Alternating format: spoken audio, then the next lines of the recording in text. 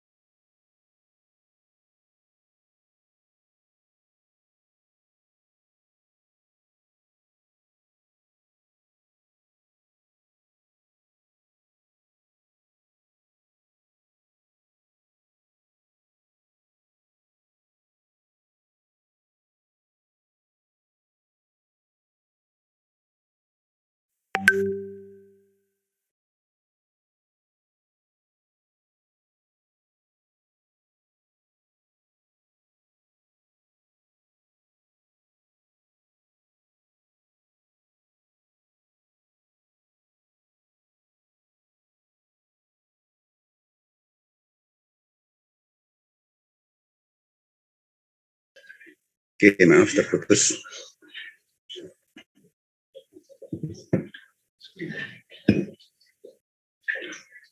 Mungkin ada dari Bapak Ibu ada yang pertanyaan, silahkan jika ingin disampaikan sebelum kita sambil menunggu yang lainnya.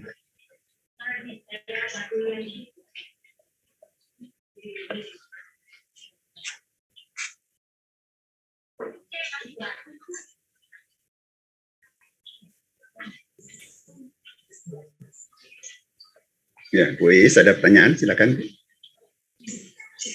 Ustaz, Assalamualaikum warahmatullahi wabarakatuh. Waalaikumsalam. Kalau seandainya kita nih sedang sholat gitu ya, tiba-tiba ya sampai kita menangis gitu. Kan sholat apa enggak, Ustaz? Tidak. Nangis tidak membatalkan sholat. Nabi pun dalam beberapa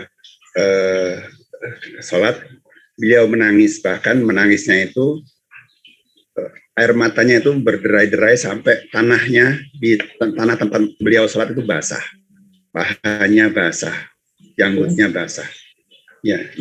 Tapi di sini nangisnya itu memang karena adanya sapaan dari Allah, ada balasan dari Allah yang kita tidak sanggup perasaan kita itu tidak sanggup menampungnya. Sama mungkin ibu menangis ketika menyaksikan anaknya menikah, gitu ya, atau anaknya sedang wisuda, itu kan ada sebuah rasa kebahagiaan yang sangat kuat yang nggak tahan. Tapi bukan nangis seperti orang sedih gitu ya, orang yang tapi nangis yang kadang-kadang air mata itu jadi kita kan nangis seperti itu. Ya, seperti kalau zikir subhanallah walhamdulillah wala ilaha illallah akbar itu ya. Kadang-kadang kita kan kalau memang sudah gimana ya, dalam keadaan hati kita memang sedang entah ada masalah atau tidak juga ya, tidak ada masalah juga ya. Ya kadang-kadang kita teringat dengan kita dengan Allah Subhanahu wa taala gitu. Apalagi kita kalau teringat dengan kematian, itu kadang-kadang saya nangis juga, Ustaz. Nggak apa-apa itu, nggak apa-apa. Itu gimana? Nggak apa-apa. Misalnya kita sedang berzikir subhanallah, alhamdulillah, wala ilaha illallah, wallahu akbar gitu ya. Kadang-kadang kita kan suka gini karena ya gimana ya, karena kita ingat dengan pencipta kita, ingat dengan kodok dan kodar kita, ingat dengan ya segala macam yang kita sudah nikmati, yang sudah kita cobaan selama hidup ini, gitu ya. Tapi kadang-kadang kita kan suka gimana, sedang berzikir itu nangis ya gitu. Iya, nggak apa-apa, itu wajar, ya, itu wajar. Nah, kecuali yang tidak menurut saya tidak baik ya. Tidak baik itu kalau memang dari awal ibu sudah niatkan zikirnya nanti menangis. Jadi seperti sudah menurut saya kurang baik ya, karena jadi karena apa, seperti acting nantinya jadinya gitu Bu. Iya. Ya. Jadi ke Allah itu ya itu yang tidak baik. Jadi datang saja ke Allah, memuji beliau. Hasilnya apa? Apakah kita menangis ataupun biasa saja ya? Biarkan saja, tidak usah ditargetkan bahwa saya nanti itu harus kalau zikir itu harus nangis, harus geter-geter segala macam. Nah itu yang tidak baik. Tadi karena direkayasa itu tidak baik. Enggak sih, enggak direkayasa setengah malam. Iya. Bangun, sholat tahajud, pada waktu itu kadang-kadang kalau kita. Ya. Karena tadi balasan Allah itu macam-macam Bu ya. Kadang-kadang memang Allah itu membalas pujian kita itu yang dengan sesuatu yang membuat kita menangis. Kadang-kadang biasa saja tapi hatinya itu kita tenang sekali, lapang sekali atau bahagia sekali. Jadi balasan Allah itu macam-macam bentuknya, gitu. Ada yang membuat kita menangis, ada yang tidak. Ada yang rasanya itu hanya semua masalah itu seperti hilang gitu. Misalnya ibu datang kepada Allah pas banyak masalah gitu ya, di sini rasanya sesak gitu, datang ke Allah tiba-tiba kok hilang semuanya gitu, sampai kita bingung loh masalahnya kemana gitu. Ada masalah tetap ada, tapi beban di hati ini hilang. Jadi karena balasan Allah ini macam-macam inilah, karena itu menurut saya jangan merekayasa hasil zikir. Ya. Nanti kalau zikir mesti jadinya begini, termasuk pun misalnya zikir, ini zikir untuk rezeki lancar. Ya kita zikir aja, apakah meskipun kita punya niat banyak, tapi terus jangan menuntut Allah kalau saya zikir ini harus lancar. Itu rezeki saya itu. Jadi itu pun seperti membuat kita ke Allah itu kurang bersih hatinya. Jadi datang ke Allah tuh ya sampaikan saja kita mau apa, ya kita punya rencana, punya cita-cita, sampaikan ke Allah. Tapi jangan memaksakan hasil akhirnya. Hasil akhirnya Allah lebih tahu apa yang baik buat kita. Ya betul. Gitu. Ya. Itu kira-kira. Waktu suami saya meninggal tuh, Ustaz ya, saya itu tidak menangis. Tidak menangis. Saya di rumah sakit itu nungguin itu sampai tidak ada, sampai putus nyawanya itu. Saya tidak menangis. Sampai pulang ke rumah tidak menangis, tapi kadang-kadang ada yang bilang, oh itu nggak menakutkan.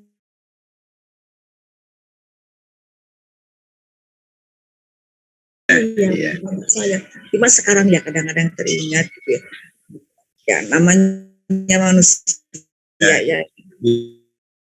Ada rasa sedih juga gitu ya. Cuma saya tuh tidak bisa menangis.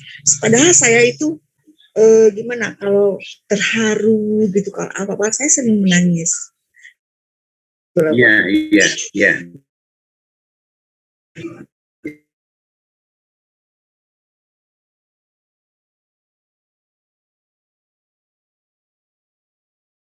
Rasa nangis karena di itu mungkin berkurang jauh ya. Mungkin nangis tetap nangis, ada merasa, tapi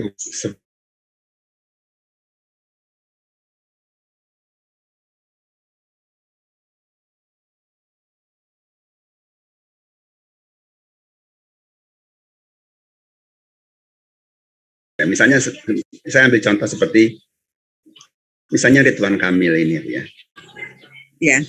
Ridwan Kamil anaknya meninggal. Yang kalau dalam hadis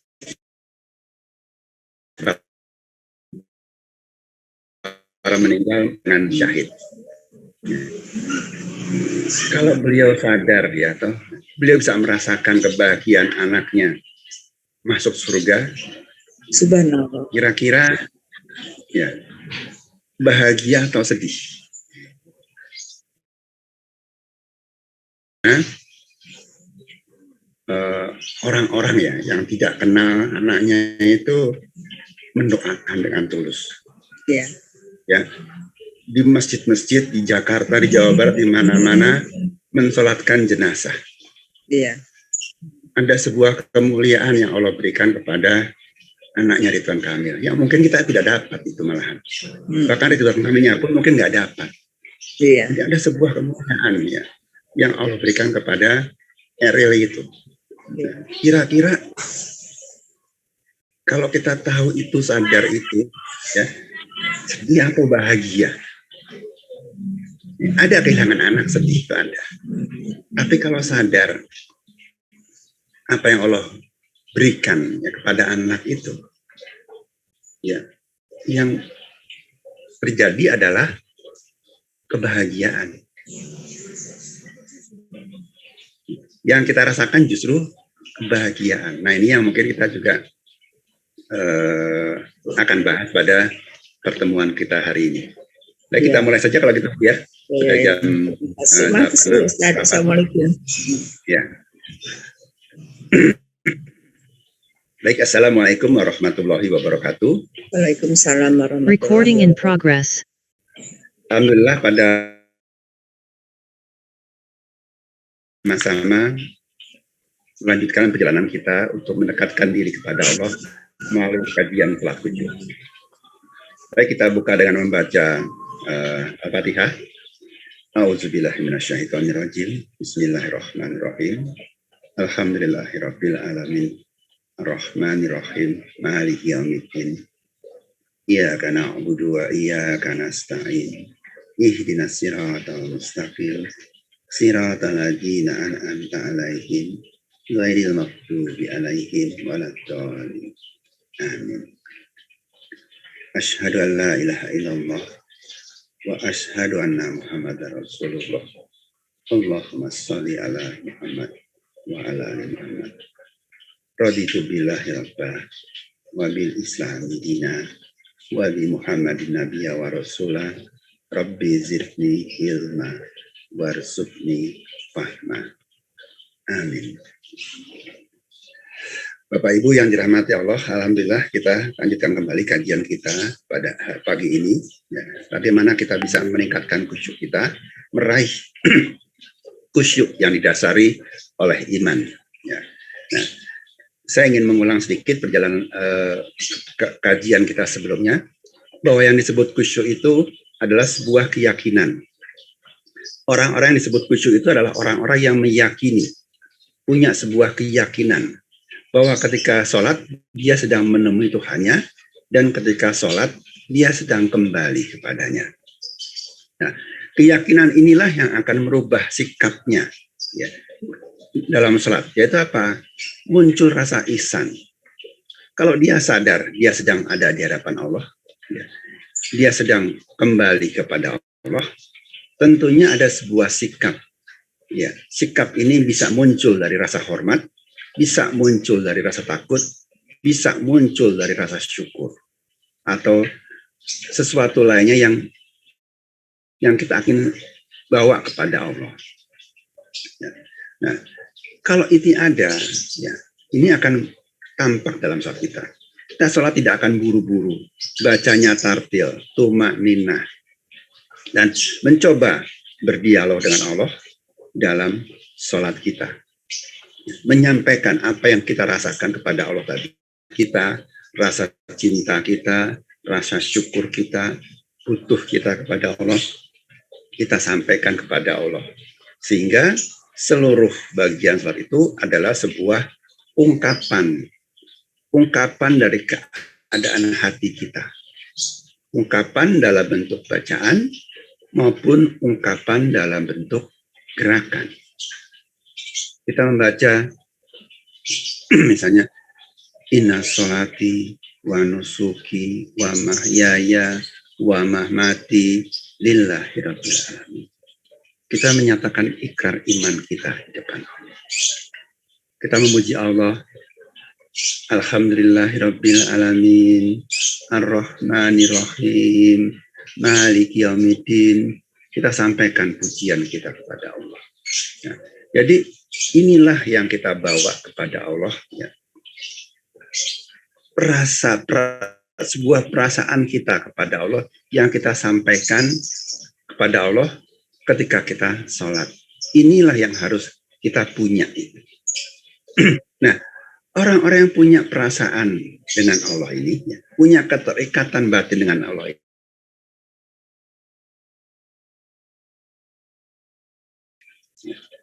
iman itu diyakini dalam hati, diucapkan dengan lisan, dan diamalkan dengan anggota badan. Nah, inilah yang terwujud dalam sholat kita. Niat kita ada di hati. Ungkapan lisan kita ini ada dalam bacaan-bacaan sholat. Gerak kita ini adalah ungkapan tadi. Ungkapan iman kita, ketundukan kita, penghormatan kita, penyembahan kita kepada Allah ketika kita sujud. Nah, ini hanya muncul kalau kita punya iman, punya rasa di hati kita ini. Rasa iman, rasa yakin sama Allah, rasa bergantung sama Allah, rasa cinta kepada Allah. Ya, sehingga dikatakan qad aflaha mu'minun allazihum fi sholatihim khashi'un. Sungguh beruntunglah orang-orang yang beriman. Siapa orang yang beriman itu? Ciri yang pertama adalah orang-orang yang di dalam sholatnya mereka khusyuk. Ya. Jadi khusyuk itu adalah salah satu ciri orang beriman. Kalau tidak khusyuk, ya mungkin ada masalah dengan imannya atau ada masalah dengan cara sholatnya. Tapi kalau kita sudah belajar sholat khusyuk kemana-mana, tidak khusyuk-khusyuk juga. Karena itu kita perlu melihat apakah sudah kita beriman atau belum. Kalau belum, ya dengan teknik apapun, dengan cara apapun, kita tidak akan bisa khusyuk. Karena hati kita kosong. Ya, nanti kalau kita paksa-paksakan, yang muncul adalah khusyuk rekayasa, atau khusyuk nifak, atau khusyuk munafik. Di mana badan kita kelihatan khusyuk, kepala tunduk, badan tunduk, tapi hatinya tidak khusyuk. Nah, inilah yang harus kita hindari. Isi dulu hati kita dengan iman. Kalau sudah ada iman itu lainnya mudah. Seperti orang cinta, jatuh cinta. Ya, kata anak kita cinta kepada anak kita, maka kita akan ringan memujinya. Kamu baik, kamu pinter, kamu cantik. Kita akan mudah mengeluarkan harta benda kita untuk membeli barang-barang yang dia butuhkan, yang dia sukai, yang membuat dia bahagia. Kita akan banyak melakukan hal-hal yang akan membuat orang-orang yang kita cintai ini bahagia. Dan itu kita lakukan dengan ringan.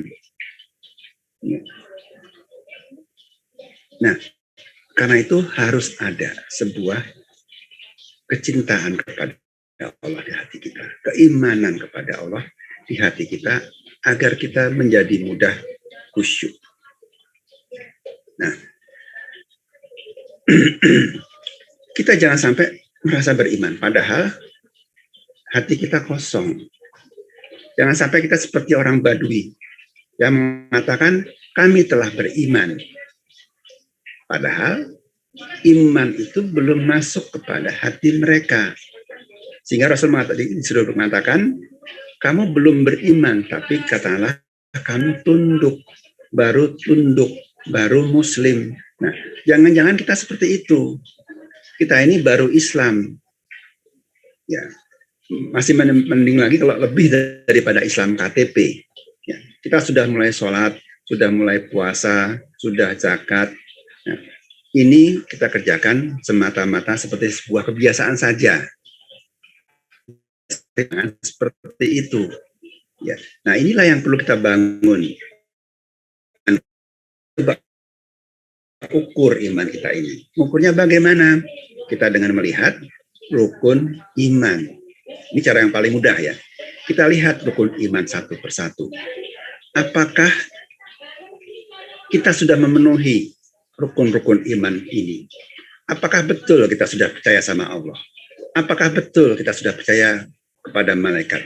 Apakah betul kita sudah percaya kepada kitab suci? Apakah betul kita percaya kepada Rasul?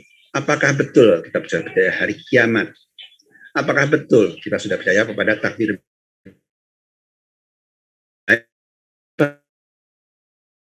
Ya, percayaannya itu kepada Allah. Imannya seperti apa bentuknya? Ya, kadang-kadang kita hanya ringan seperti itu. Ya. Percaya kepada Allah, kita susah mengukurnya. Apalagi mengukur orang lain ya. Kadang-kadang kita sudah yakin sama Allah. Nah, kita akan bisa melihat. Ya. Langkah pertama paling melihat adalah bagaimana kita ketika kita menghadapi takdir Allah. Ya, kalau Allah berikan sebuah takdir yang kita sukai, yang sama dengan yang kita harapkan, atau malah lebih dari itu. Kita pengen kaya, jadi kaya. Iman kita, percaya sama Allah. Tapi bagaimana kalau ketika Allah membuat kita miskin? Apakah kita bisa menerima itu atau menolak? Nah, jangan sampai kita ini menolak takdir Allah, menyalah-nyalahkan Allah, bahkan marah sama Allah. Seolah-olah Allah itu nggak ngerti. Ya. Nggak ngerti apa yang bagus buat kita. Nah, ini kalau seperti itu, iman kita ini kalah dengan iblis. Iblis percaya dengan Allah. Dia bisa berdialog dengan Allah. Dia bisa berdoa, minta umur panjang sampai hari kiamat. Dia bisa berdoa memohon Allah kekuatan untuk menggoda anak Adam. Bayangkan, iblis untuk menggoda kita ini mohon sama Allah agar diberi kekuatan sama Allah untuk menggoda kita. Jadi iblis memakai kekuatan Allah untuk menyesatkan manusia. Nah, kita seperti apa? Apakah kita pernah minta seyakin itu, minta umur panjang seyakin itu kepada Allah? Minta kekuatan seyakin itu kepada Allah. Percaya kepada malaikat, mereka pernah satu majelis. Pernah berada di tempat yang sama ketika Allah perintahkan kepada para malaikat untuk sujud di depan Adam. Semua sujud kecuali iblis. Artinya iblis berada dalam satu majelis. Kitab suci, iblis tahu turun-turunnya kitab suci. Dengan Nabi, iblis ketemu para nabi. Dengan Nabi Muhammad pun, beliau ketemu. Hari kiamat, iblis yakin. Karena itu minta umur panjang sampai hari kiamat. Iblis hanya gagal satu. Ketika ditetapkan takdir yang tidak dia sukai, ketika dia diperintahkan sujud kepada Adam, iblis nolak. Sepertinya Allah yang salah. Aku lebih baik daripada dia. Aku dari tanah, dia dari api. Ya. Meskipun iblis yakin kepada kekuatan Allah, tapi begitu ada sebuah perintah, ada sebuah ketetapan yang tidak sesuai dengan hatinya, iblis nolak. Di sini seolah-olah Allah yang salah. Nah, inilah yang kita jangan sampai juga menolak takdir Allah. Menolak takdir yang kita sebut takdir buruk. Nah, takdir buruk itu apa sih? Ya. Takdir ketika keinginan kita ini lebih baik, lebih tinggi, lebih hebat daripada apa yang Allah tetapkan. Kita ingin hidup aman, tapi ternyata perang. Kita ingin hidup sehat, tapi ternyata kita sekarang sakit. Kita pengen kaya, tapi yang ternyata sekarang nggak punya duit. Kita ingin kuasa, tapi sekarang sudah pensiun. Kita ingin ganteng, tapi muka kita jelek. Kita ingin disayang semua orang, tapi malah orang pada nggak suka dengan kita. Nah, ketika harapan dengan kenyataan ini terjadi, ya berbeda. Nah, dan ini lebih baik daripada takdir, kita sebut sebagai musibah. Nah, disinilah kelihatan, ya, paling mudah kelihatan apakah kita beriman atau tidak. Kita bisa melihat ungkapan apa yang keluar dari hati kita ini. Ya, tadi kan iman ada di hati ini ya. Ya. Nah, ketika kita kena musibah, yang keluar dari mulut kita ini apa? Mulut kita ini adalah ungkapan hati kita. Apakah yang keluar itu kata-kata ini? Ya, kata-kata kotor ini, anjing, setan, babi, sialan, kurang ajar. Ya, ataukah ungkapan untuk mendekatkan diri kepada Allah? Astagfirullahaladzim, subhanallah, Allah akbar, inna lillahi wa inna ilaihi rajiun. Allah alhamdulillah ala kulli hal. Nah, ini kelihatan, ya, begitu ada musibah terjadi, karena mobil kita keserempet atau kita jatuh dari motor, ungkapan apa yang keluar dari mulut kita. Itulah salah satu hal yang menggambarkan keadaan iman kita. Nah, kita lupa bahwa musibah itu sesuatu yang sudah Allah rencanakan. Ya. Tidak ada suatu musibah pun yang menimpa diri dan tidak pula pada bumi dan tidak pula pada dirimu sendiri, melainkan telah tertulis dalam kitab Lauhul Mahfuz sebelum kami menciptakannya. Sungguhnya yang demikian itu adalah mudah bagi Allah. Jadi apapun yang kita alami dalam hidup kita ini, ya. Sebentar.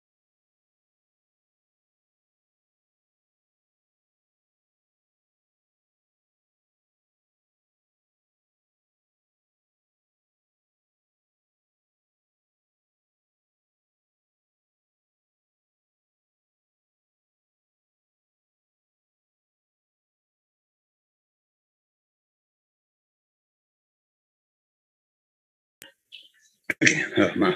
Jadi semua kejadian yang ada di dunia ini maupun yang terjadi pada diri kita ini semuanya adalah sudah Allah tetapkan sebelum itu semua diciptakan. Jadi nasib kita sudah Allah tentukan sebelum kita diciptakan. Bumi sudah Allah tentukan apa yang akan terjadi sebelum itu diciptakan. Artinya Allah itu tahu apa yang akan terjadi dan apa yang paling baik bagi kita semuanya.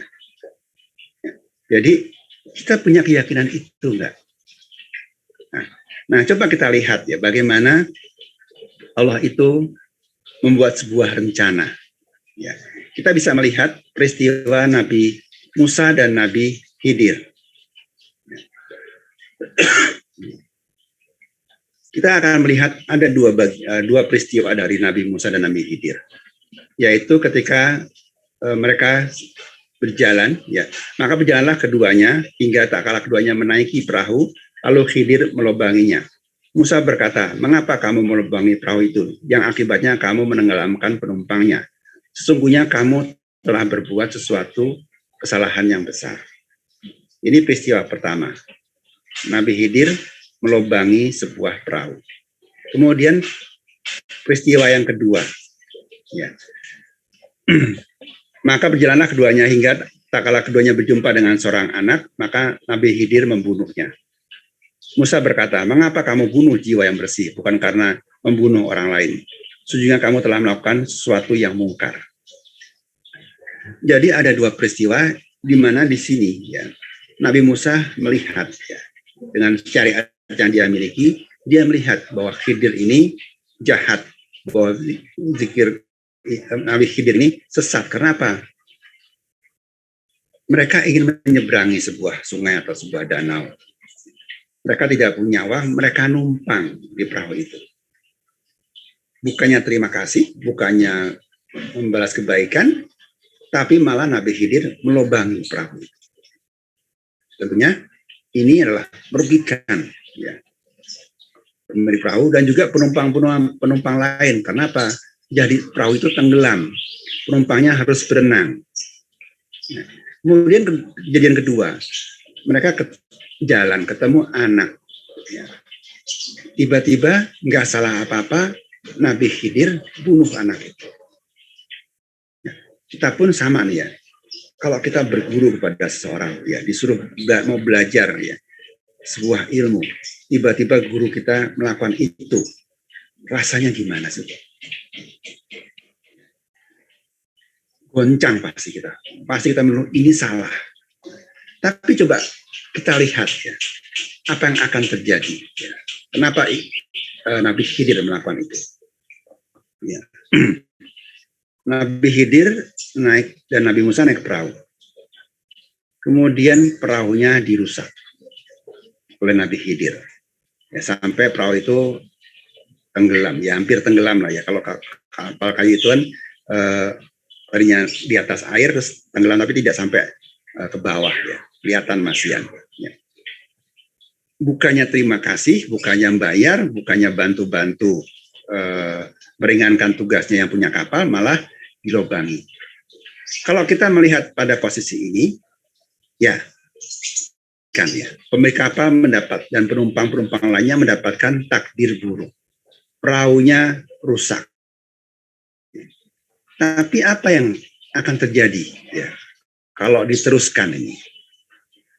Di depan mereka ya ada raja yang zalim, raja yang lalim, yang punya rencana ya merampas, yang sedang mengambil perahu-perahu para nelayan ya, yang masih bagus-bagus.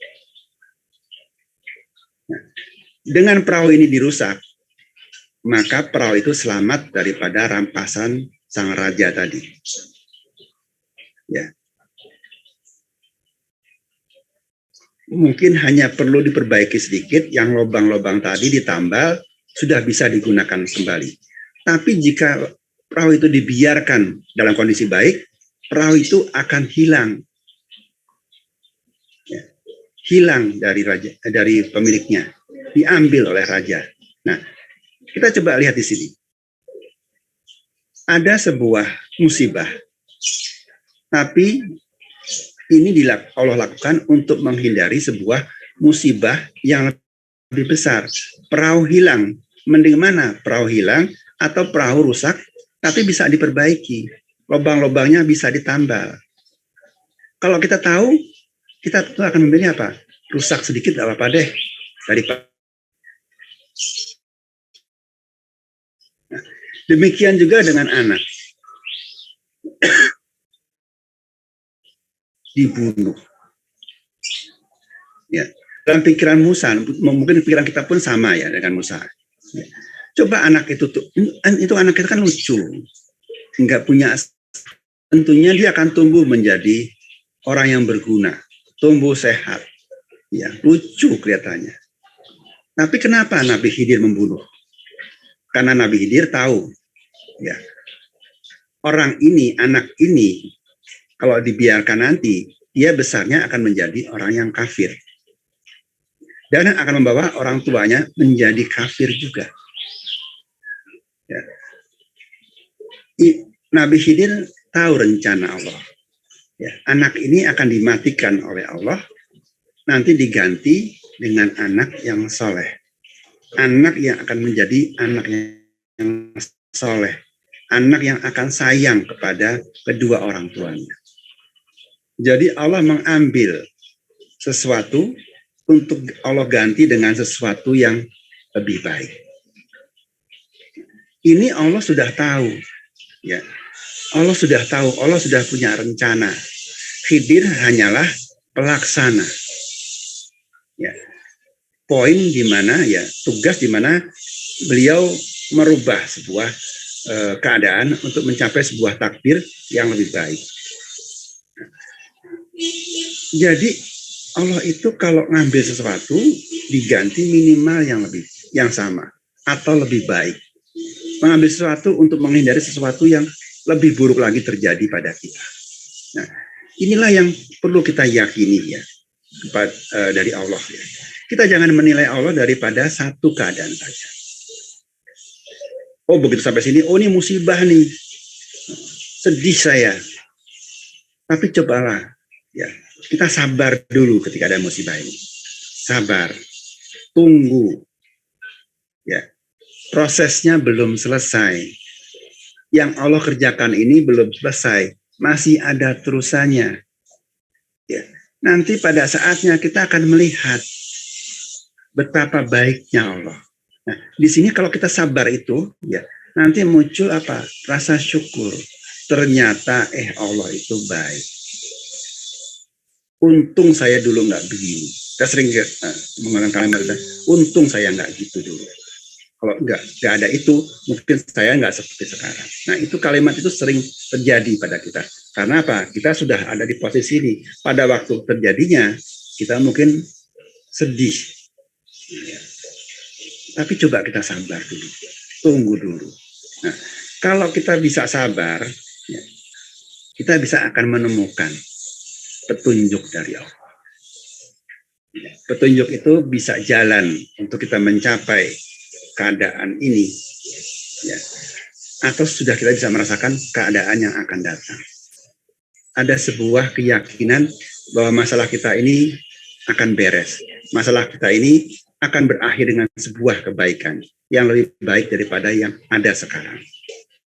Nah, itulah yang kita perlukan, sebuah keyakinan, iman kepada Allah. Bahwa Allah itu baik.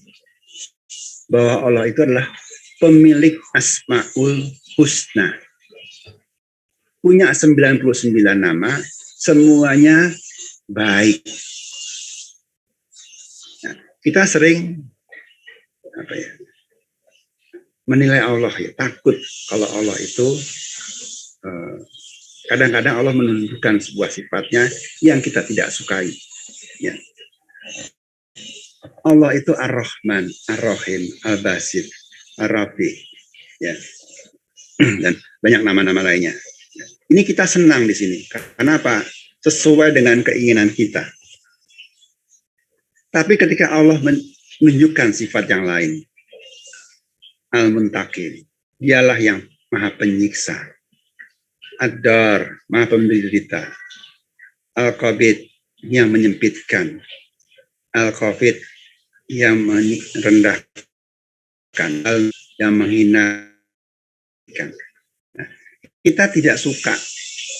Padahal ini pun Asmaul Husna.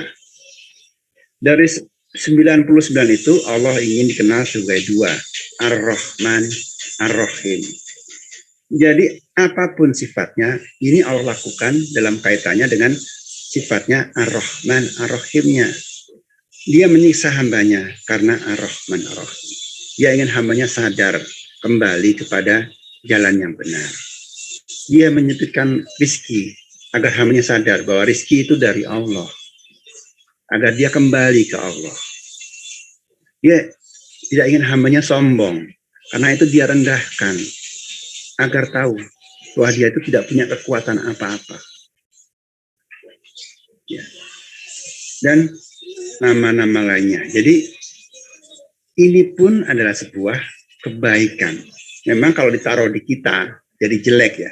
Tapi ketika ini disandang oleh Allah, ini adalah sebuah kebaikan. Asmaul Husna. Nah inilah yang harus kita yakini. Sebuah kebaikan dari Allah dengan beragam bentuknya. Ya, kadang kita suka, kadang kita nggak suka. Tapi yakinilah, yang nggak suka pun ini adalah sebuah kebaikan. Yang kita perlukan adalah apa? Sabar dulu. Ya, tunggu dulu, prosesnya belum selesai. Nah, inilah yang perlu kita lakukan, sabar. Sabar mungkin awalnya menahan diri dulu. Menahan diri dari keluh kesah kepada Allah. Bersabar diri dari menghakimi atau menilai ini adalah sebuah keburukan dari Allah. Tahan dulu. Ya. Tapi jangan tapi tak sabar secara ini, lama-lama juga kita bisa tidak sabar. Ya. Sabar menahan itu lama-lama nggak kuat ya. Misalnya sakit, seminggu kita sabar, sebulan kita sabar, setahun mulai nggak sabar, 2 tahun mulai berkeluh kesah, 3 tahun mulai kita marah sama Allah. Biasanya sabar seperti ini ya ada batasnya, kita bilang sabar itu ada batasnya. Nah, ketika di luar batas, ya, maka yang keluar apa? Rasa sedih, rasa marah, rasa putus asa, rasa takut. Nah, ini yang akan terjadi kalau kita sabar dengan menahan diri. Ada sabar cara lain. Yang ini bisa tidak ada batasnya. Ya. Apa itu? Ya. Dan sungguh akan kami berikan cobaan kepadamu dengan sedikit ketakutan, kelaparan, kekurangan harta, jiwa, dan buah-buahan. Jadi Allah memberikan kita banyak cobaan, banyak bentuk cobaan. Ya. Ada rasa takut di kita, ya. Rasa lapar, miskin, kematian, ataupun buah-buahan panen yang gagal. Nah, tapi menariknya, ya, lanjutan dari ayat tadi, ya, dan berikanlah berita gembira kepada orang-orang yang sabar. Jadi, yang disebut cobaan ini buat orang-orang yang sabar bisa menjadi sebuah kabar gembira. Nah, siapa orang-orang yang sabar seperti itu? Ya, bisa gembira ketika dia kelaparan, gembira ketika dia kekurangan harta. Itulah orang-orang yang apabila ditimpa musibah, mereka mengucapkan inna lillahi wa inna ilaihi raji'un. Ya. Saya dari Allah, saya kembali kepada Allah. Saya kembalikan kepada Allah. Kalau saya buat sebagai bagan tadi ya, kita punya bagan seperti ini ya. Kita punya keinginan, dan ini adalah realita. Nah, orang yang mengatakan inna lillahi wa inna ilaihi raji'un itu semua keinginannya dilepas. Lalu dia ikut maunya Allah apa? Jadi antara keinginannya dengan keinginan Allah ini menjadi sama. Dia tinggalkan. Dia pengen kaya. Tapi yang terjadi sekarang miskin. Dia ridho, dia terima. Ya. Dia pengen sehat, tapi yang terjadi sakit. Dia ridho, dia terima. Penerimaan itu dinyatakan, diungkapkan dalam kalimat inna lillahi wa inna ilaihi raji'un. Ketika musibah itu terjadi, oh sehat saya ini ternyata punya Allah. Sekarang diambil Allah. Saya kembalikan ke Allah. Harta saya ini ternyata titipan dari Allah. Sekarang Allah ambil. Nah, saya kembalikan harta saya ke Allah. Ridho. Dia ikut maunya Allah. Nah, kalau bisa kita seperti ini, sudah tidak ada lagi perbedaan antara keinginan kita dengan keinginan Allah. Artinya apa? Ya, inilah sabar yang sebenarnya. Bukan sekedar menahan diri seperti tadi ini. Ya, bukan seperti ini, tapi ikut maunya Allah. Nah, sabar ini kita punya kekuatan sabar yang bisa dibilang tidak terbatas. Allah bikin kita miskin lagi, kita ikut lagi. Miskin lagi, kita ikut lagi. Mungkin kita pernah mendengar kisah Nabi Ayub. Ya, dari orang kaya, anaknya banyak, punya kedudukan tinggi, tiba-tiba sakit. Belum selesai, ini sakitnya. Ya, usahanya dibikin bangkrut. Tanam-tanamannya mati. Ternak-ternaknya, hewannya mati juga. Kemudian anak-anaknya pun mati. Tinggal dia dan istrinya. Karena tubuhnya bau, dia diusir oleh kaumnya. Sehingga harus tinggal di tempat terpencil. Tapi beliau tidak pernah berkeluh kesah. Beliau ridho dengan sakitnya. Bahkan minta sembuh pun beliau tidak terucap dari mulutnya. Jadi sampai bisa seperti itu. Nah, inilah yang kita lakukan kalau kita iman. Sadar semua yang Allah lakukan kepada kita ini adalah sebuah kebaikan. Nah, sabar itu bukanlah hasil olah pikir. Ya. Sabar itu muncul dengan spontan. Ya. Kalau iman itu, sabar itu muncul spontan. Ya. Ini adalah sebuah tanda ya. Nabi Shallallahu Alaihi Wasallam pernah melewati seorang wanita yang sedang menangis di sisi kuburan. Lalu beliau Shallallahu Alaihi Wasallam bersabda, bertakwalah kepada Allah dan bersabarlah. Kemudian wanita itu berkata, menjauhlah dariku. Sungguh engkau belum pernah merasakan musibahku dan belum mengetahuinya. Kemudian ada yang mengatakan pada wanita itu bahwa yang berkata tadi adalah Nabi Shallallahu Alaihi Wasallam. Kemudian wanita tersebut mendatangi pintu rumah Nabi Shallallahu Alaihi Wasallam. Kemudian dia tidak mendapati seorang yang menghalangi dia masuk pada rumah Nabi Shallallahu Alaihi Wasallam. Kemudian wanita ini berkata, aku belum mengenalmu. Lalu Nabi Shallallahu Alaihi Wasallam bersabda, sesungguhnya namanya sabar itu pada pukulan pertama. Ya. Jadi tanda kita sabar, ataukah kita iman kepada Allah ini tampak pada saat kejadian musibah itu. Ya. Bukan lagi dari motivasi, nasihat-nasihat orang, doa-doa orang, tapi bagaimana kita menghadapinya ketika terjadi kejadian itu. Belum sempat minta nasihat, belum sempat minta saran ke orang lain, apa yang terucap dari diri kita. Ya tadi itu. Yang kalimat ketika terjadi ini kalimat mana? Inilah tanda kesabaran kita, tanda keimanan kita kepada Allah. Nah, apa yang kita lakukan jika kita mau menerima takdir Allah tadi? Ya, kita coba lihat ayatnya. Tidak ada suatu musibah pun yang menimpa seseorang kecuali dengan izin Allah. Dan barang siapa beriman pada Allah, niscaya dia akan memberi petunjuk kepada hatinya. Dan Allah mengetahui segala sesuatu. Jadi, kalau kita ketimpa musibah, ya, tidak suatu musibah pun menimpa seorang kecuali dengan izin Allah. Allah tahu itu. Ya, kita bilang tadi. Bahkan Allah yang merencanakan itu.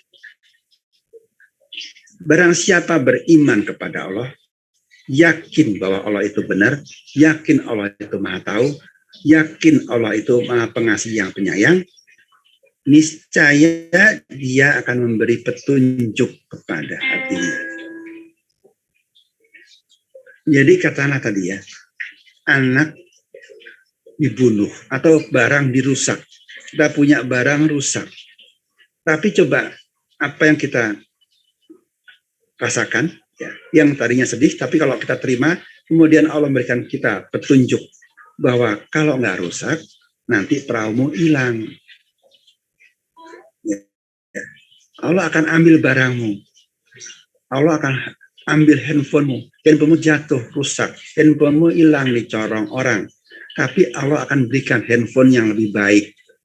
Nah, kira-kira kita ini akan sedih atau senang? Jadi apa? Begitu kita sabar tadi, ada musibah itu kita bisa melihat kebaikan Allah. Yang muncul apa? Kelihatannya kita susah, tapi hati kita ini mendapat kabar gembira dari Allah. Karena itu ketika musibah, sadar Allah itu tahu apa yang paling baik buat kita. Jadi tunggu waktunya, lihat kebaikannya. Fa inama usri yusra, inama usri yusra. Bersama kesulitan itu ada kemudahan.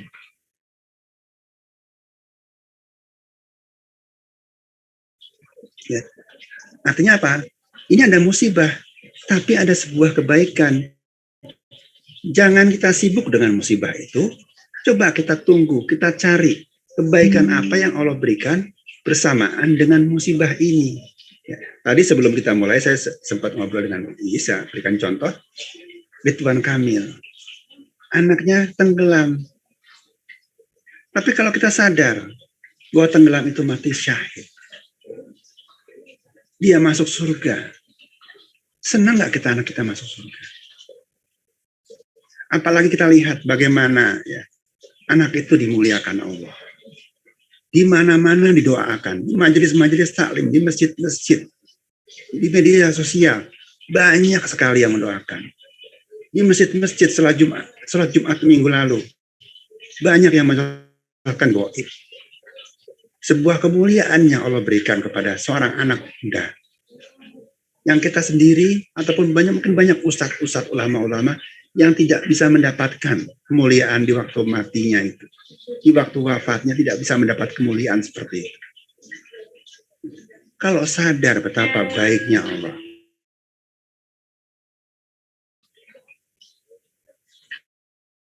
ya. Ya. Jadi yakin bahwa tidak ada sebuah keburukan pun dari Allah. Apapun yang Allah ambil, apapun yang Allah membuat kita ini sekarang mungkin menjadi susah, itu adalah sebuah kebaikan dari Allah.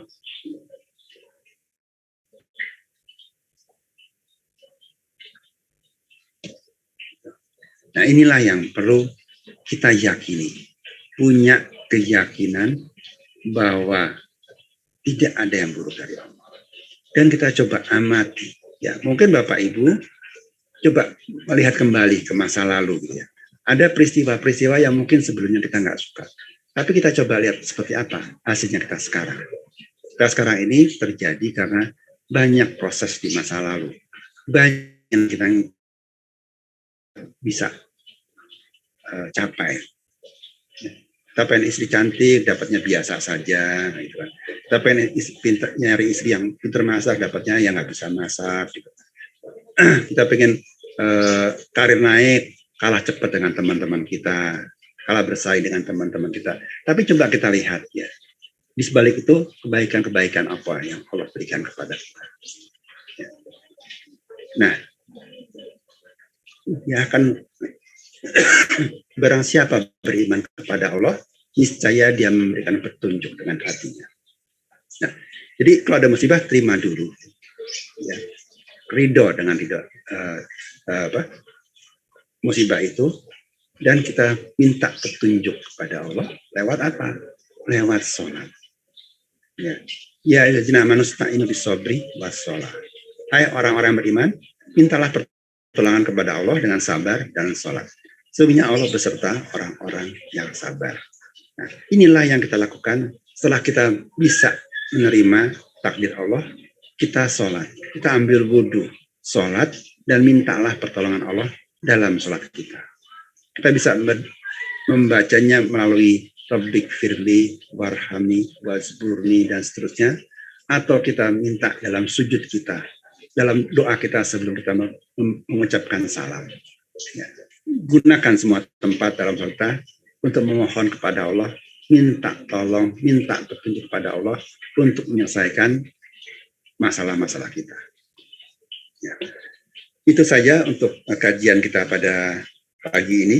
Ya, mudah-mudahan apa yang kami sampaikan ini bisa bermanfaat ya bagi kita semuanya, ya termasuk kita sendiri, ketika bagaimana kita lebih bersabar dalam menghadapi musibah kita, dan bisa itu digunakan untuk mendekatkan diri kita kepada Allah dan menambah kekhusyuan dalam sholat kita. Karena kita apa?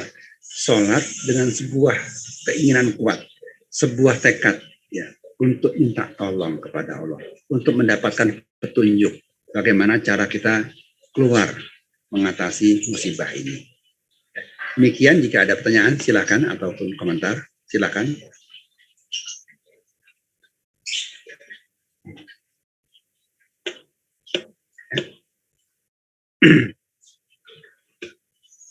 Lewat chat juga silakan jika ingin lewat chat.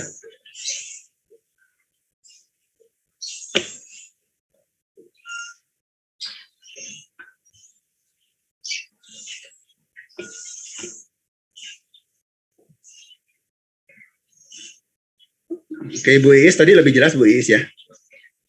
Ya, jelas, sudah jelas. Terima kasih Ustaz. Ya, jadi seperti itu kira-kira Bu Is ya. Ya. Terima kasih Ustaz.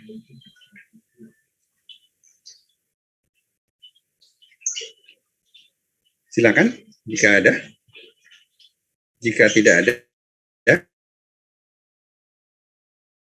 pada pagi ini ya, kalau ada pertanyaan boleh ditulis juga di WA Group ya. Kalau belum terpikir pada saat ini bisa ditulis juga pada WA Group.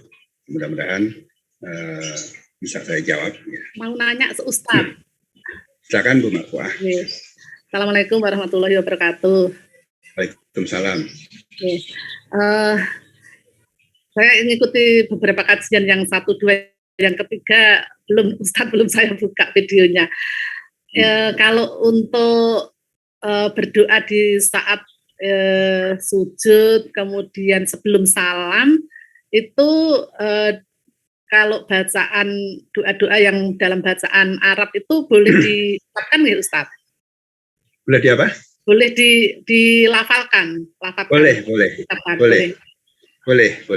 Kalau yang bahasa Indonesia yang redaksi kita sebaiknya di hati saja. Hati saja. Oke. Ya. Mantap. Ya.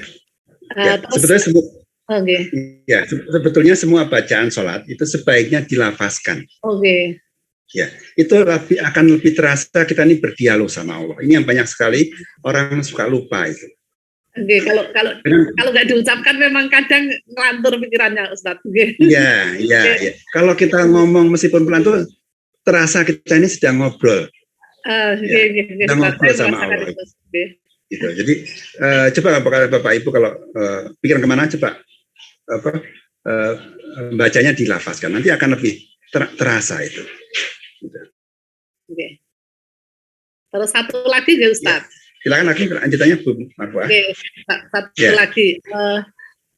Silakan.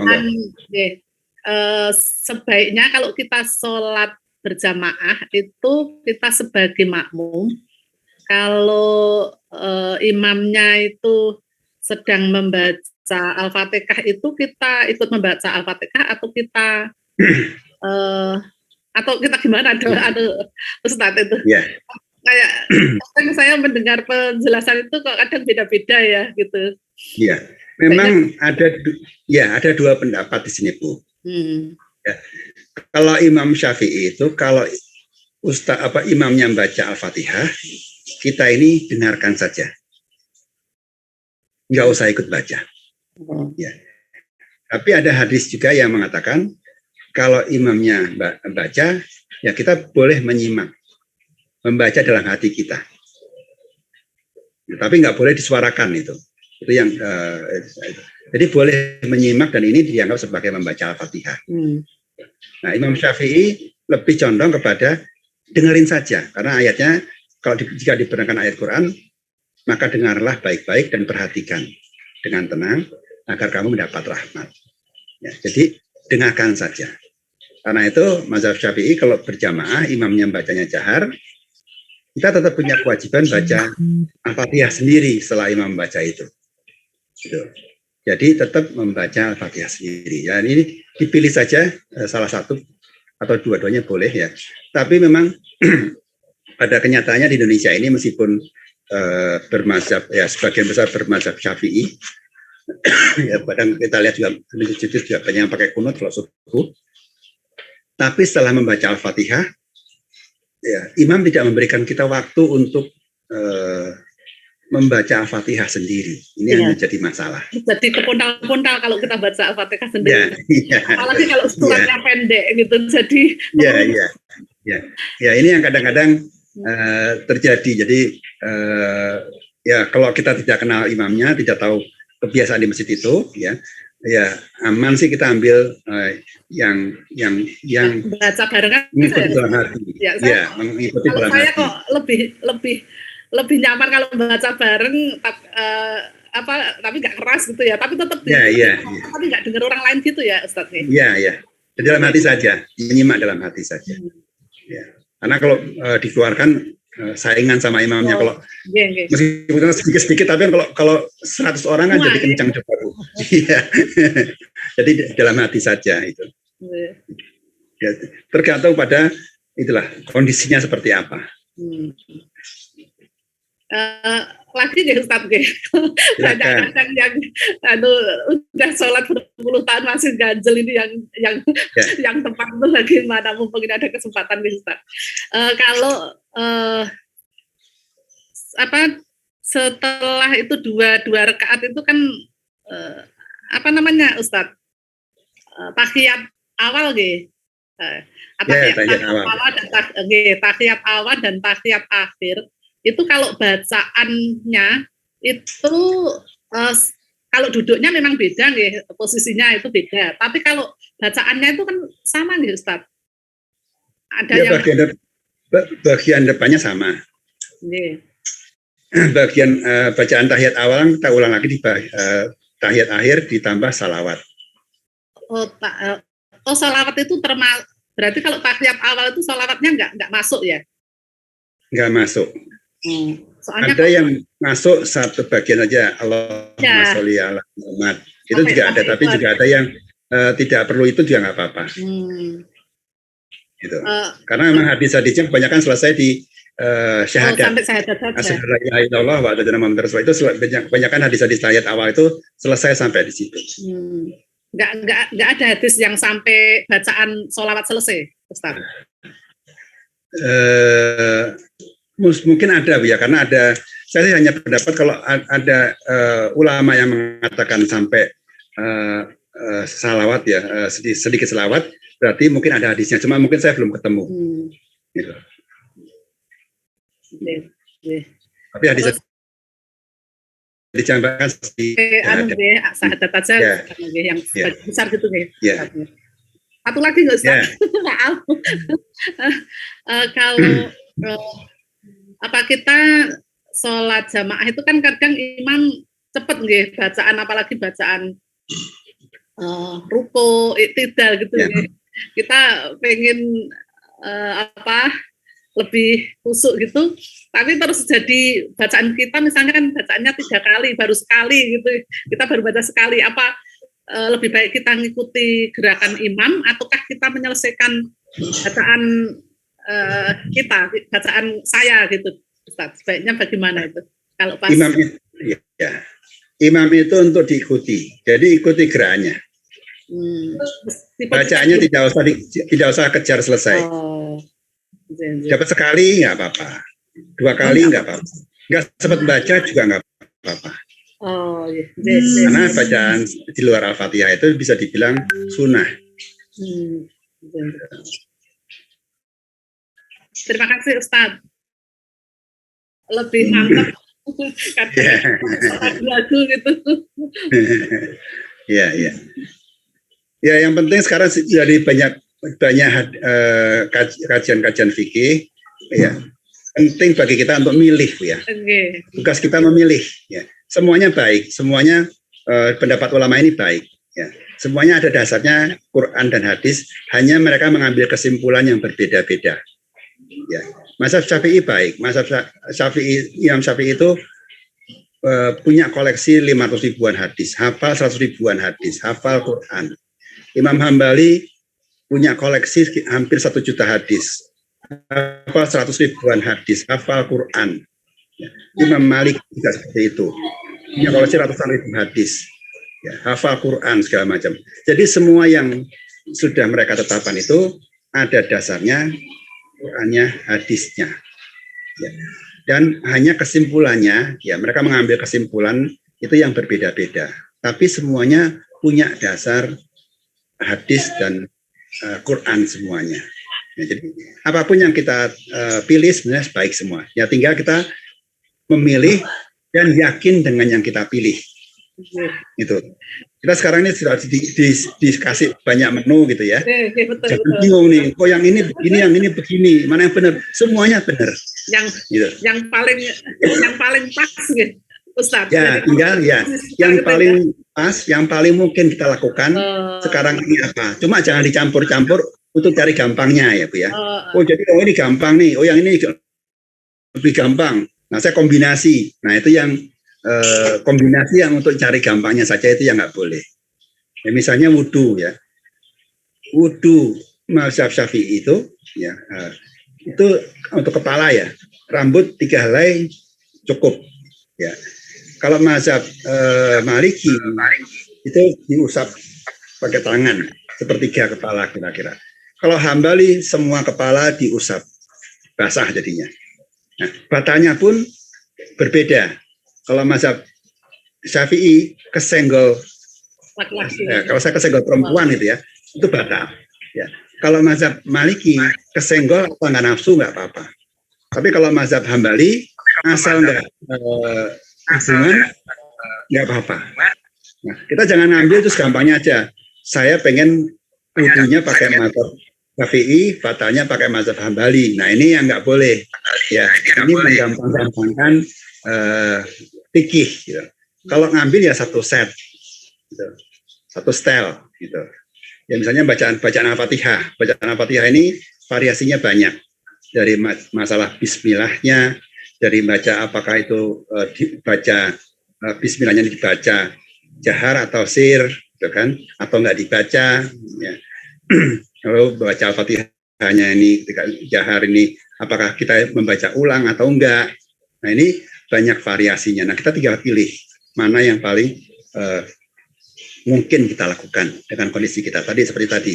Kita di mazhab Maliki, tapi kalau saya ikuti mazhab Maliki benar, kadang-kadang bisa nggak kebaca malah Al-Fatihahnya. Kalau saya waktu baca Al-Fatihahnya saya tungguin imamnya selesai, kemudian saya baru baca, ternyata imamnya bacanya pendek, nah saya susah gitu kan, surat berikutnya pendek, saya susah gitu. Nah ini tinggal dilihat daripada kondisi kita dan kemampuan kita untuk melaksanakannya. Gitu. Ya, Ustaz, saya nanya. Ustaz, waktu itu kita di Mekah dan Madinah, imam itu kok sudah baca Bismillah. Iya. Itu kita tuh kata yang pembimbing haji itu, kalau di sana kita mengikuti di sana. Misalnya kalau ke tengah tawaf, tengah sa'i kan bisa senggolan yang lain gitu ya. Tengah tawaf terutama. Terus pastilah kita pas senggolan atau kita suami kita kan pasti memegang kita, memegang saya gitu misalnya. Itu gimana tuh? Ya. Boleh enggak? Pasti terpegang kan? Iya. Kita kalau sedang tawaf, sa'i, di jalan itu kan berpegangan. Ya. Ya, kita bisa berganti mazhab. Ya misalnya ya tadi sholat di Masjidil Haram atau di Madinah. Mereka mazhabnya Hambali. Pasti nggak baca Bismillah. Atau baca di sana cuma sir saja, nggak kedengeran suaranya kadang-kadang. Ya memang seperti itu di mazhabnya. Ya kita ikuti. Ya, ikuti saja, apa-apa. Sama dengan mungkin di sini pun ada masjid misal subuh ada yang pakai kunut, nggak pakai kunut ya. Yang biasa Muhammadiyah kalau sholat di masjidnya NU ya mau nggak mau harus pakai kunut karena mengikuti imamnya gitu.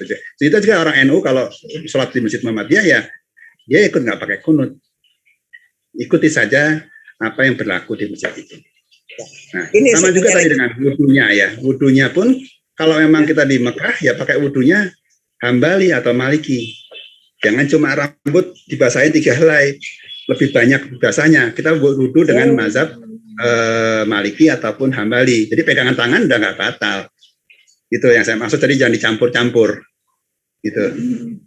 Ya, kita lihat kondisinya, oh nggak mungkin saya nggak nyentuh, nggak pegangan sama suami gitu, misalnya gitu ya. Iya, ya kita pakai wudhu yang mazhab yang kalau pegangan nggak batal. Kira-kira seperti itu, Bu. Iya.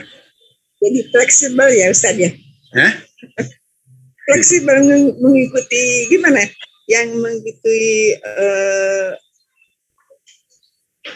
mengikuti ya di sana bagaimana kita karena kan waktu itu kita kan yang namanya juga banyak orang persidangan darurat kita mengejar ini kan Ustaz ya. Iya. Ya kita ambil yang paling baik buat kita saat itu apa gitu. Iya. Kan lebih bahaya kalau ibu nggak pegangan sama suami kan bisa hilang nanti kan lebih repot lagi. Iya. Ya, resikonya lebih besar lagi. Nah kita berganti. Ini lagi Ustaz ya. Ini saya itu pada waktu di Masjid Nabawi itu ya, sholat itu kan banyak. Saya batal wudhu, terus keluar ngambil wudhu. Sekali masuk ke dalam itu penuh sesak. Jadi gimana saya nih? Sampai sekarang nih, jadi ini. Ada kursi satu, saya duduk di kursi, baru saya bisa sholat. Itu gimana Ustaz? Boleh enggak? Saya kan bisa jalan, bisa berdiri, bisa apa. Tapi memang dasar memang enggak bisa lagi. Masuk ke sini enggak bisa, masuk ke sini enggak bisa lagi. Jadi saya duduk di kursi waktu itu. Seperti orang-orang yang sakit itu. Gimana tuh Ustaz? Itu sholat wajib, Bu? Wajib. Enggak ada. Ya, semampunya aja. Kalau memang kondisi sesak tidak mungkin berdiri atau mungkin berdiri juga berbahaya untuk ibu, misalnya jatuh gitu ya, karena ada desak-desakan, ya lakukanlah apa yang paling baik sebenarnya gitu ya. Sholat itu hubungan pribadi. Ya. Waktu itu cuma ada satu tersisa. Tapi tadi itu kita lakukan semampu kita. Kalau memang kondisinya tidak memungkinkan, ya artinya harus sholat di kursi, ya sudah kerjakan yang kita mampu itu. Yeah. Yang penting itu kita bukan mengada-ngada, ya, bukan pengennya begitu, ya, tapi memang keadaan yang mengharuskan kita seperti itu. Iya. Ya. Kalau bisa keluar saya di luar, tapi nggak bisa, ya, susah.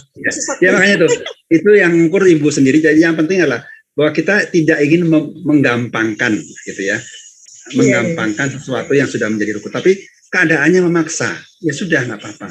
Minta ampun saja sama Allah, istighfar. Iya. Ya. Gitu. Waktu itu saya sudah ya Allah ya Rabbi, minta ampun lagi ya Allah.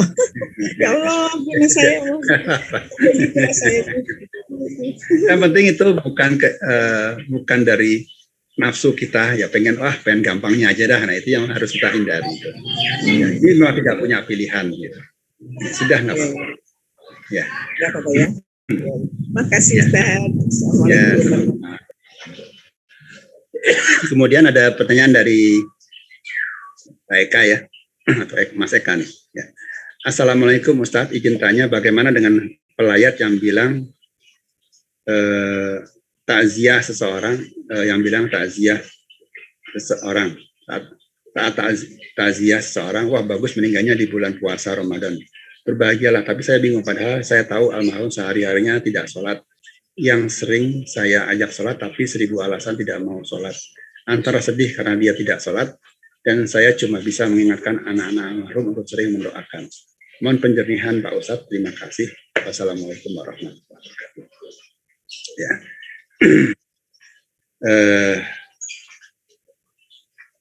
Ya.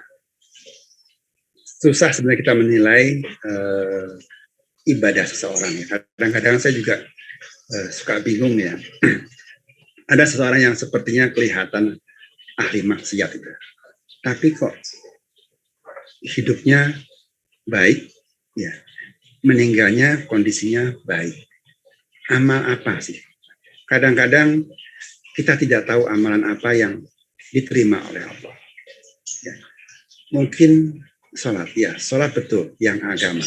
Amal yang pertama kali dihisab oleh Allah. Ya.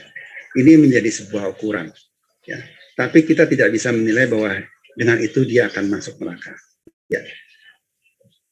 Kita doakan, memang paling aman adalah doakan saja. Ya, doakan saja jenazah. Ya, ya memang gini. Sholat itu bagi orang-orang dahulu, ulama-ulama dahulu itu sangat penting. Sehingga misalnya saja ada ulama yang Imam Hambali kalau masalah ya. Imam Hambali itu kalau orang sholat, orang tidak sholat, diingatkan atau diajak sholat tidak mau sholat, maka hukumnya dia kafir. Dia boleh dibunuh sebagai orang kafir, orang murtad ya. Dia dibunuh sebagai orang murtad dan dia tidak boleh disolatkan dan dia tidak boleh dikuburkan di perkuburan orang-orang muslim. Ini betapa kerasnya sanksi daripada orang-orang yang tidak sholat sebetulnya. Mengerikan. Jadi dia dianggap murtad. Karena apa? sholat itu adalah salah satu rukun Islam. Jadi kalau dia tidak sholat, artinya apa? Dia sudah murtad, apalagi kalau diajak. Nah ini yang kita harus sadar ya, kita yang hidup ini harus sadar ya, betapa pentingnya sholat itu. Jadi begitu sholat itu ditinggalkan, diajak, nggak mau juga, diajak, nggak mau juga. Ya, itu sudah sebenarnya satu langkah kaki sudah keluar dari Islam. Nah, ini yang harus kita jaga. Nah, tinggal kita juga melihat amalan lainnya, ya, seperti apa. Ya, jadi kalau memegang pada pendapat Imam Hambali tadi, ya, teman Ibu Eka ini sebetulnya sudah tidak layak disolatkan sebagai orang Islam. Sebenarnya kalau memang sudah Bapak katakan mungkin Mas Mbak sini dikatakan sudah diajak berkali-kali nggak mau sholat juga. Nah ini sebenarnya sudah keluar dari Islam. Kenapa? Kalau dia masih punya iman, ya, diajak sholat itu ada rasa malu loh sama Allah. Mungkin dia tidak sholat, begitu diajak itu, ya ada ya meskipun terpaksa ataupun sukarela, tapi nggak berani nolak. Nah, tapi kalau sudah berani nolak, ya, nah ini yang saya bilang berbahaya baik kita semuanya. Nah, itu yang harus disadari. Ya, memang ya menyedihkan kalau kita punya teman, sahabat, tetangga yang diajak sholat, tidak sholat, kemudian meninggal. Nah, tinggal kita bagaimana sikap kita ya tergantung tadi juga kita melihat coba amalan lainnya masih ada nggak yang menunjukkan dia Islam yang baik. Dan mudah-mudahan harapan kita tentu ada sebuah amalan yang Allah sukai, ya, amalan yang betul-betul keluar dari hatinya yang tulus, ya, sehingga apa Allah ampuni kesalahannya. Tapi jika dia tidak punya, ya susah. Kadang-kadang itu dia. Ada sebuah hadis ya, sebuah hadis. Ada seorang itu dia usahanya riba. Dia tukang meminjamkan uang dengan menghasilkan riba. Dan sepanjang hidupnya dia ini tidak punya kebaikan apa-apa. Dikatakan seperti itu dalam hadisnya.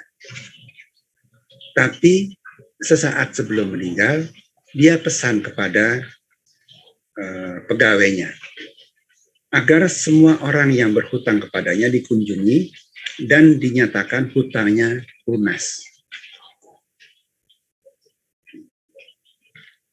Dan pegawainya ini melaksanakan itu. Semua yang berhutang sama dia didatangi dan dinyatakan hutangnya lunas. Apa yang terjadi? Ya, ketika dihisap ya amal solehnya jomplang. Tapi karena dia memaafkan itu, yang melunaskan hutang itu memaafkan, Allah pun memberi maaf kepada dia. Sehingga semua kesalahannya Allah ampuni, diganti dengan kebaikannya. Jadi ya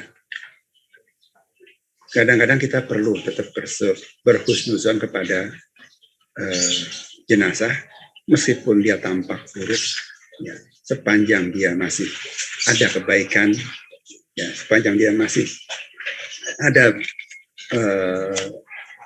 Islam yang perintah-perintah agama yang dia tetap laksanakan, mudah-mudahan Allah mengampuni kesalahannya. Itu saja yang saya bisa sampaikan. Itu cukup? Baik. Mau nanya Pak satu Pak Ustadz, mau nanya. Pak Rahmat. Assalamualaikum warahmatullahi wabarakatuh. Waalaikumsalam. Tadi kita sudah banyak dengar penjelasan dari Pak Ustadz. Tapi kalau saya ingin kita kembali fokus kepada masalah sholat khusyuk. Jangan banyak kita bertanya mengenai soal fikih.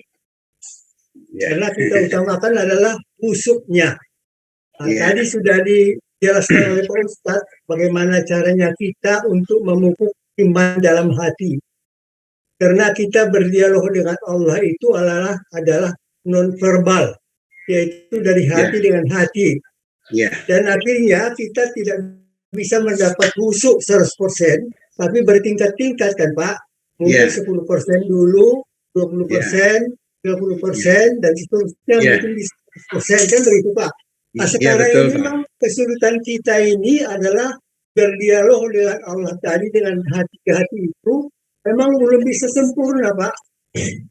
Tadi Bapak sudah semakin jalan keluar untuk memupuk iman itu, meningkatkan iman kepada Allah. Dikatakan tadi ada kita sabar itu nanti kita akan peroleh untung, kebaikan dari Allah.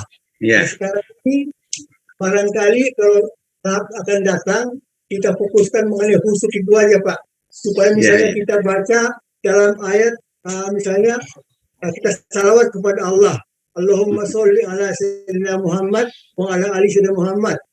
Misalnya kita kan harus mengerti artinya, tapi artinya saya tidak cukup karena harus disesuaikan dengan gerakan. Kan sholat itu ada dua, bacaannya dan gerakannya. Seperti tadi pertanyaan Ibu, tidak berimam itu kadang-kadang terlambat. Tapi cukup dengan gerakannya cukup, karena itu sunnah kan Pak.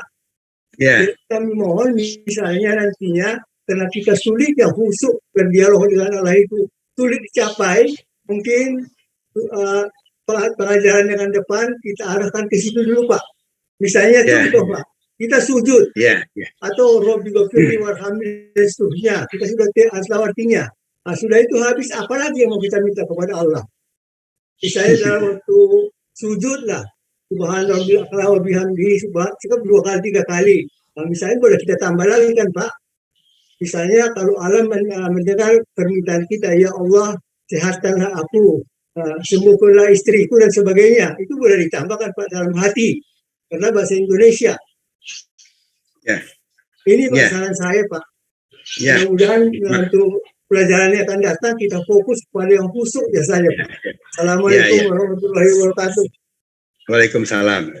Ya betul Pak, memang sebenarnya kita akan lebih ke arah khusyuk, tapi tadi itu mungkin kajian kita 2 minggu yang lalu ada problem memang di sini yang bisa menghambat kekhusyuan kita bab syariat ya banyak mungkin teman-teman kita ini yang hadir di sini pun belum selesai masalah syariatnya. Tadi seperti Bu Marfuah tadi masih ada keraguan-raguan dalam menjalankan syariat. Nah, inilah yang harus juga kita selesaikan Sepertinya waktu 2 minggu lalu kita sudah membahas saya sudah coba sederhanakan bagaimana kita bersikap terhadap syariat itu Mungkin saya ulang kembali supaya kita bisa melangkah lebih cepat karena tadi banyak perbedaan-perbedaan dalam fikih. Nah, ini yang harus kita selesaikan agar kita tidak ragu-ragu dalam sholat kita. Ini sah enggak? Ini boleh enggak? Hanya mengambil prinsip. Ini sesuatu yang kita lakukan itu atau sesuatu yang kita tinggalkan itu termasuk rukun sholat enggak? Nah, kalau termasuk rukun sholat, maka itu bisa membatalkan sholat kita. Atau kita lihat juga pinggir yang merah ini. Ini termasuk hal yang membatalkan sholat enggak? Kalau tidak, ya sholat kita tetap sah. Tadi misalnya Bu Iis nanya, nangis batal enggak? Nah, nangis itu termasuk hal yang membatalkan sholat enggak? Tidak.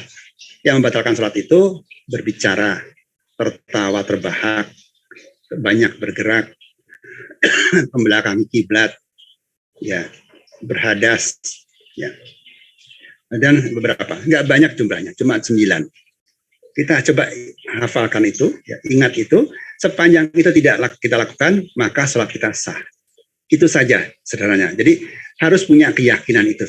Jadi kalau nanti fikihnya nggak selesai, maka untuk maju kepada kekhusyuan menjadi sulit karena apa? Kita sholat dalam keadaan ragu-ragu. Nah, ini yang harus kita hindarkan. Selesaikan fikih.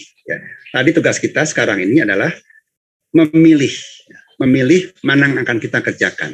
Bukan lagi membahas bahwa ini mana yang lebih benar, karena semuanya benar. Semuanya lahir dari ulama-ulama yang sangat menguasai Al-Quran dan hadis. Hanya tadi mereka mengambil kesimpulan yang berbeda, jalan yang berbeda. Tapi sumbernya sebetulnya sama. Nah, tinggal kita pilih, pegang itu dan jalani dengan yakin. Agar kita tadi berikutnya kita bisa fokus kepada bagaimana kita memproses perjalanan khusyuk kita. Ya, sehingga tadi tidak bolak-balik yang kita kembali kepada masalah-masalah. Tapi bukannya tidak boleh ya. Kalau ada yang ragu-ragu, silahkan bertanya. Tapi coba kita pelajari itu. Karena apa sekarang ini untuk masalah syariat sudah banyak kajian. Ya, misalnya kita bingung nih, ya, mau sujud sahwi seperti apa? Ya, kita tinggal klik di Google atau di YouTube ya, sujud sahwi Adi Hidayat, sujud sahwi Abdul Somad, sujud sahwi Buya Yahya atau sujud sahwi Ustadz Firanda. Akan keluar pembahasannya dan kita bisa lihat mana dan kita bisa tetapkan saya akan ambil yang ini. Nah, itu harus kita lakukan. Jadi begitu ada sebuah keraguan di fikih, cari saja di internet ya kajian-kajiannya, kita tentukan mana yang akan kita ambil. Supaya tadi jangan sampai sholat itu ada rasa ragu-ragu, ada rasa was-was, sah nggak sholat saya, batal nggak sholat saya, tetapkan itu.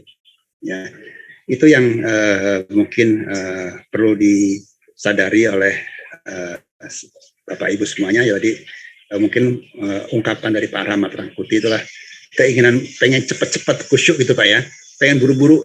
Ini loh saya punya masalah ini gitu. Jadi kalau ditarik mundur ke syariat, nih nggak selesai terus. Nah inilah yang kita masing-masing harus menyelesaikan masalah syariat kita sendiri-sendiri.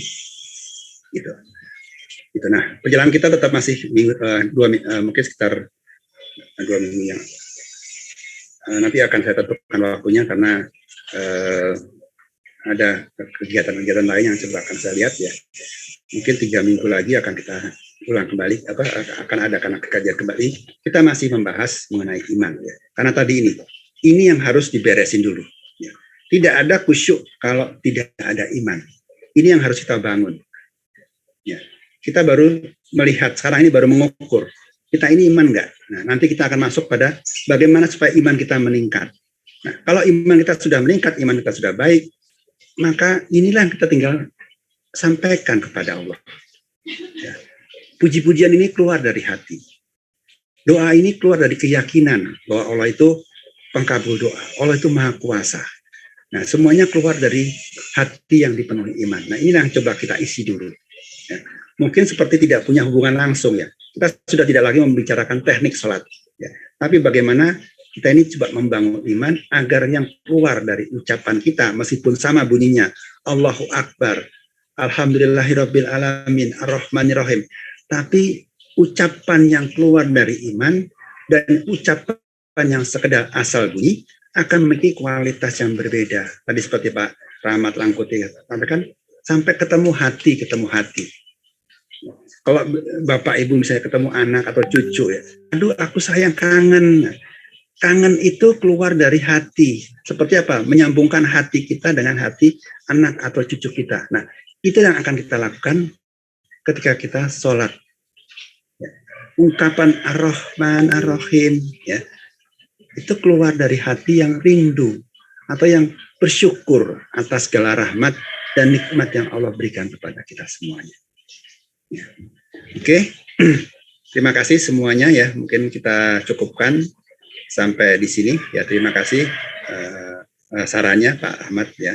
Mudah-mudahan kita semuanya juga bisa mempercepat proses ini. Demikian, baik, kita tutup kajian kita dengan masih ada satu pertanyaan lagi nih ya, Pak Arif ya, mengenai mi'raj di salat ini. Apakah dirasakan seperti hanya sebuah perjalanan sebuah mi'raj, dan bagaimana tanda-tanda mi'raj itu bisa kita rasakan? Oke, kita bisa merasakan seperti mi'raj ya, digambarkan seperti mi'raj itu perjumpaan dengan Allah tadi ya. Kalau kita bilang ihsan ya, ihsan ketika sholat itu, kalau sekarang kan kita mungkin baru bersikap seperti kita ada di hadapan Allah, tapi belum merasa bahwa kita di hadapan Allah. Nah, mi'rajnya orang beriman itu, sholat itu seperti mi'rajnya orang beriman ini, seperti betul-betul kita ini dekat dengan Allah. Dekat sekali. Seperti ada kita ini betul-betul di hadapan Allah itu bukan karena rekayasa pikiran atau motivasi, tapi betul-betul merasakan kedekatan dengan Allah. Ya. Sehingga apa? Pikiran kita, hati kita itu tidak bisa berpaling. Ya, seperti misalnya umpamanya ya, Pak Arief melihat wanita sangat cantik, ya, terpana kita melihatnya. Nah, begitu melihatnya itu kita bisa sampai apa ya, terperangah gitu. Pandangan kita nggak bisa berpaling, pikiran kita nggak bisa berpaling, natap dia. Ini kita seperti itu kira-kira. Ya, lupa dengan yang lain. Ya. Istri lupa juga begitu ya. Saking terpananya. Nah, kita sama Allah itu kalau dekat disambut Allah balasan kita. Dalam apa kita betul-betul kerasa ya. Bila mengucapkan alhamdulillahirabbil alamin, Allah membalas hamidani abdi. Nah, ini kerasa betul dan membuat kita apa? Tidak bisa lepas dari dialog kita dengan Allah itu. Jadi bukan, kalau sekarang ini kan kita masih sering lepas, kita lari, kembalikan lagi konsentrasi kita, lepas lagi. Nah, ketika kita betul-betul dekat sama Allah, jumpa dengan Allah ini nggak bisa lepas. Saking enaknya balasan Allah. Ya. Saking begitu bisa bikin kita nangis, bikin kita bahagia sekali, lapang sekali, sebuah suasana, sebuah perasaan yang ya agak sulit digambarkan. Bahagia itu bahagia sekali, lapang itu tenang sekali. Yang berbeda dengan tenang rekayasa pikirannya. Damai ini kan masih semedi, itu masih seperti olah pikir, olah rasa. Nah ini bukan seperti itu. Ya, nah inilah yang akan kita coba cari, coba capai, tapi kita bangun landasannya. Nah, bangun landasannya iman kita. Nanti juga ada bagaimana kita menghadap Allah. Bagaimana kita kembali ke Allah. Bagaimana kita bisa menangkap petunjuk Allah tadi. Balasan Allah tadi, hamidani abdi. Alhamdulillahirabbil alamin, hamidani abdinya Allah ini bisa kita rasakan. Nah, itulah yang perjalanan inilah yang akan kita coba lakukan seperti itu. Itu kira-kira Pak Arief. Oke, sama-sama Pak Arief. Baik, kita tutup kajian kita dengan membaca doa penutup majelis. Subhanakallahumma wa bihamdika asyhadu an la ilaha illa anta astaghfiruka wa atubu ilaik. Assalamualaikum warahmatullahi wabarakatuh. Recording stopped. Sama-sama. Terima kasih Ustadz. Sama-sama, Bu.